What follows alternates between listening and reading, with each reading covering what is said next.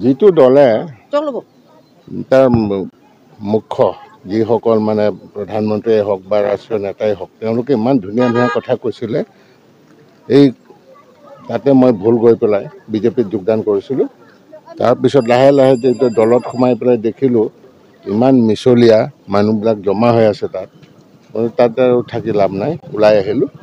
এইবাৰ জাতীয় কংগ্ৰেছে মোকে কেণ্ডিডেট দিলে, মই আহি আজি কেণ্ডিডেট হিচাপে নিজৰ ভোটটো সাব্যস্ত কৰিলোঁ। ৰাইজক আপিল কৰিছোঁ যাতে সকলোৱে গণতন্ত্ৰ ৰক্ষাৰ স্বাৰ্থত, সংবিধান ৰক্ষাৰ স্বাৰ্থত আৰু সৰ্বাংগীন উন্নয়নৰ স্বাৰ্থত হাতৰ ছবিতে সকলোৱে যাতে ভোট দিয়ে। তাৰপৰা মই নিজে দিয়াৰ লগতে সকলোকে আহ্বান জনাইছোঁ, সকলো গণতান্ত্ৰিক ৰাইজৰ ওচৰত মই আপিল কৰিছোঁ আৰু আশা ৰাখিছোঁ এইবাৰ যি সঁহাৰি আমি পাবলৈ লৈছোঁ আমি ভালকৈ জয়ী হ'ব পাৰিম। মই 110%।